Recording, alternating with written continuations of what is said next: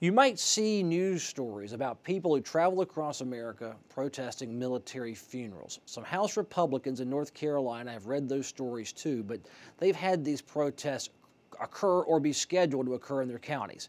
Well, now the session's back, and they want criminal charges for these funeral protesters.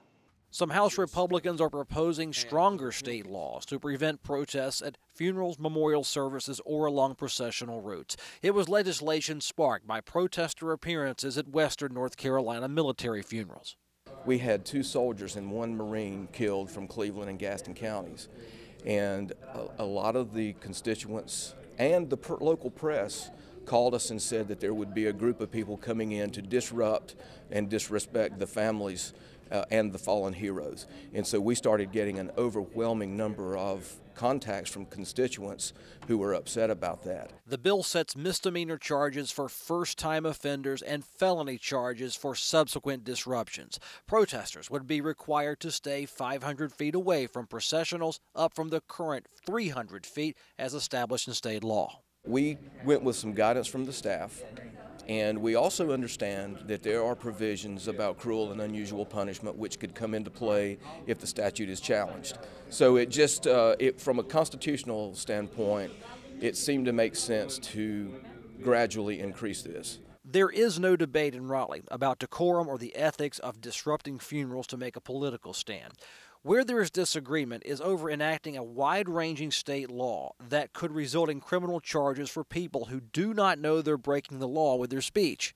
I think the biggest problem is this floating buffer that they're creating, 500 feet, which is, a football field and a half, all the way around the procession.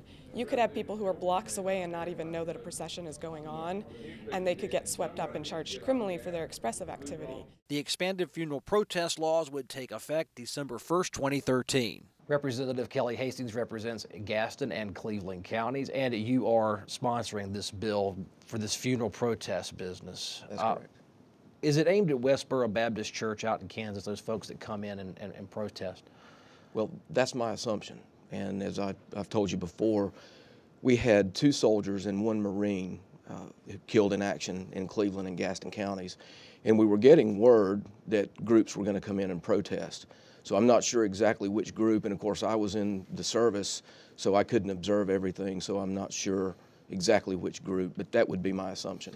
For the sake of the protest, are these protesters, in your opinion, out physically interacting or accosting people that are attending a funeral or a processional or memorial service, or are they standing on the side of the road, chanting, shouting at them, showing them signs? How do you interpret that?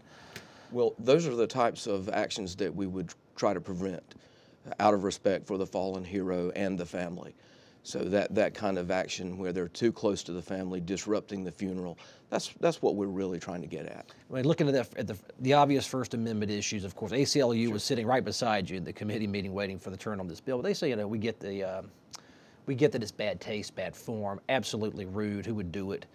But there's that First Amendment there, and if you read it, it says people can shout political slogans and they can do things like this and they can not be punished for it. Why does what's happening or what is supposedly happening out your way, why does that cross that line?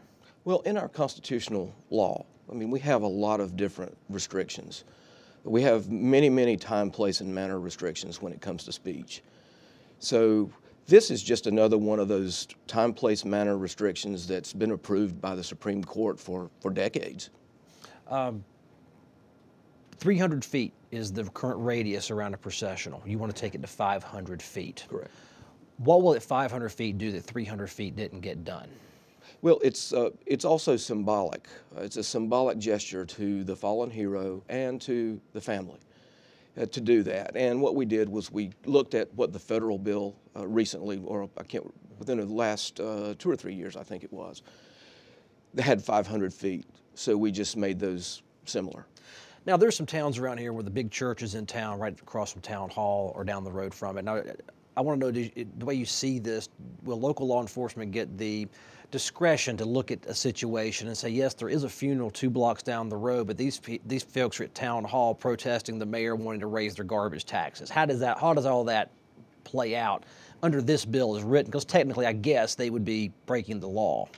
Well, as long as it's a statute, it would be breaking the law. And as I mentioned earlier, we already have many time, place, and manner restrictions in place. And ultimately, it would also come down to the DA. There is prosecutorial discretion.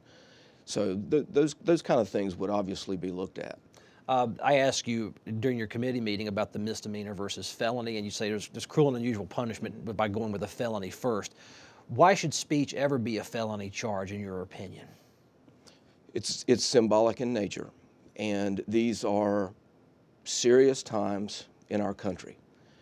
And we have men and women who are literally giving their lives for this country.